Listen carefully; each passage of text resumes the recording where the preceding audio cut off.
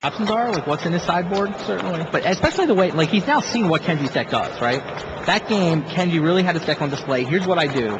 You know, guy, Crusade, Smash You. The both decks are, when they win, seem really fast. So yeah, Havenwood Worm just seems out of place. I would almost want more mana, just to make sure I'm able to have my deck do the things it wants to do on the early turns. Then even just have that card in my hand.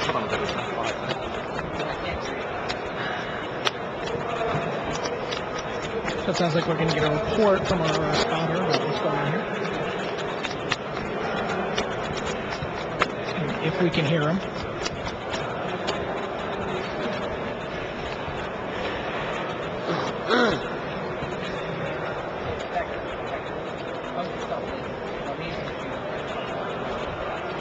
All right, I think we can actually do a throw down to John Beck on the floor, try to get an update on what's going on down there. He's no Susie Colbert, but we'll get the job done. Hi, guys.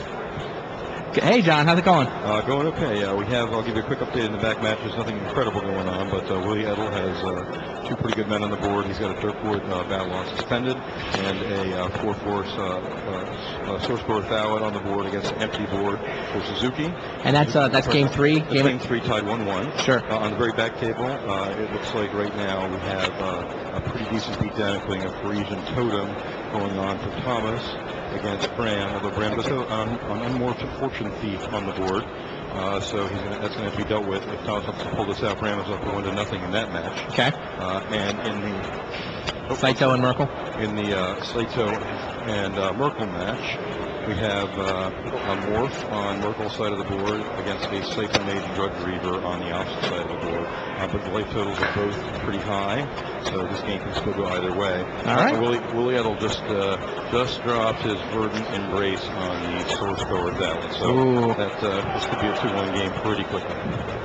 All right. Meanwhile, back on the hero table. Search for tomorrow in turn 1 from Bastien. And Knight of the Holy Nimbus for Kenji. Does Boston do anything with a storm count? His hand appears to have monsters. Nothing but monsters. Oh, tromp the domains. So Herdnar comes down as the first creature is turn 3 Herdnar. Kenji's got a couple flyers. Down here comes the Blue Familiar. Knight of the Holy Nimbus hangs back. Yeah, I don't know. Would you have considered attacking there and maybe a Ophidian-ing? Why not just attack to attack? What, I mean, is he going to block? I don't think he blocks here. Bastien's going to have mana untapped to pay to cancel the regeneration. I think he's supposed to attack there, right? What am I missing? Is Kenji going to block? And Kenji's not going to block here, am I correct?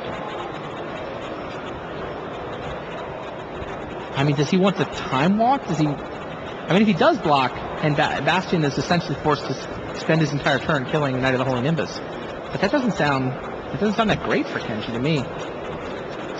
Maybe he's willing to throw away a 2/2 for a turn worth of tempo.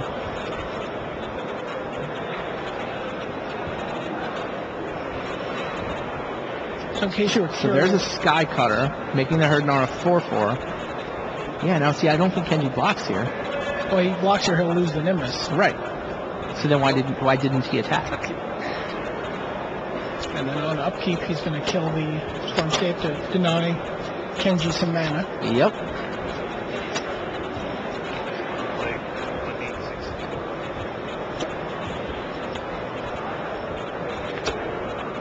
He's a Kestrel. And again, he does not attack with Knight of the Holy Nimbus.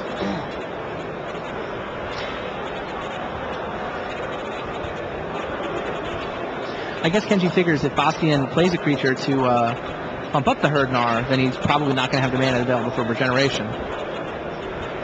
That must be the logic. But now here for the second turn in a row, Bastien is going to be able to play a creature and have up the mana for regeneration. And Kenji just takes another 4. Very bad for Kenji unless he has that moat. We're 1 mana away from a Trump the Domains.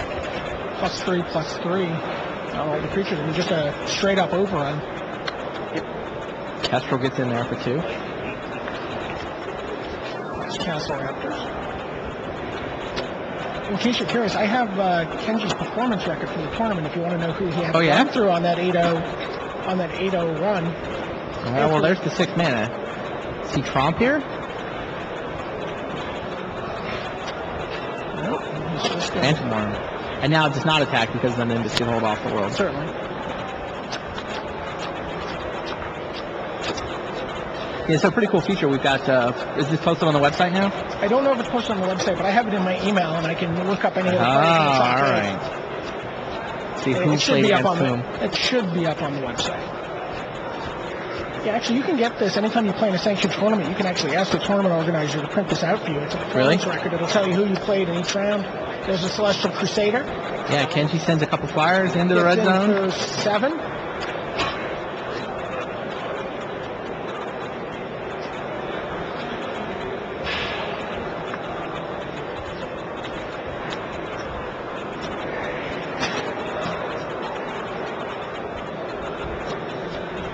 So do we have, what's the math here?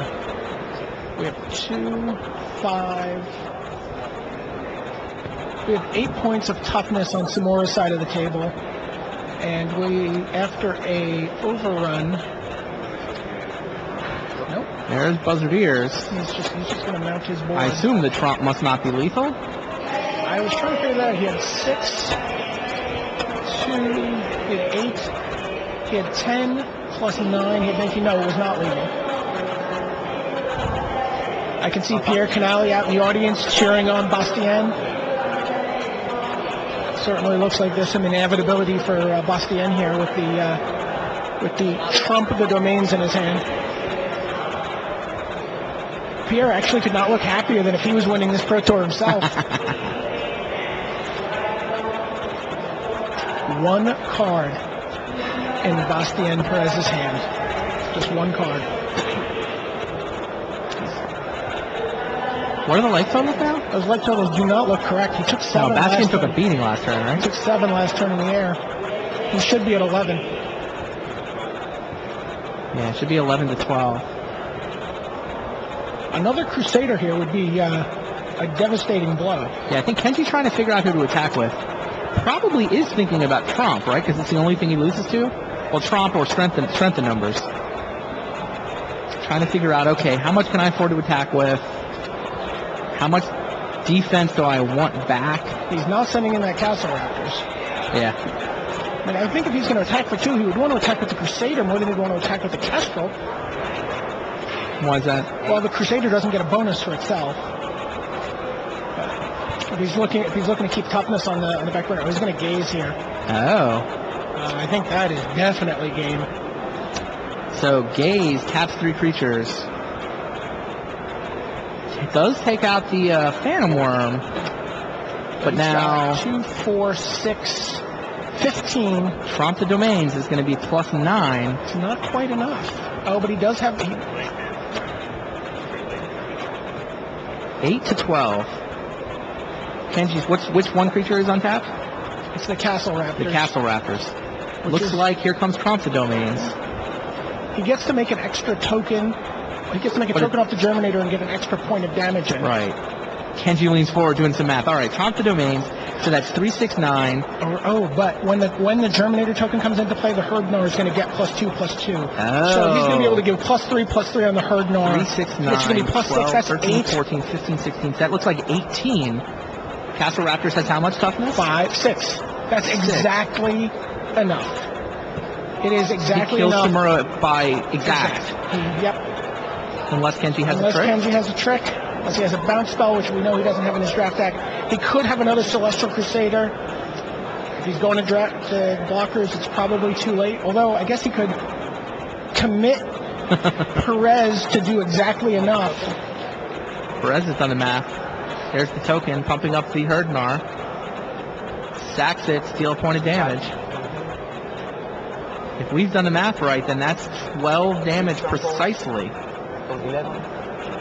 There it is! Bastien Perez has won his match. Pierre Canali does a victory lap, a little dance. Wow. Congratulations. Bastien Perez has taken down the reigning player of the year. Kenji Samura is not going to win his first Pro Tour. Still looking for that Pro Tour title. And he opens up the Player of the Year race for Tomohiro Saito. Yeah, he really does. Kenji is hanging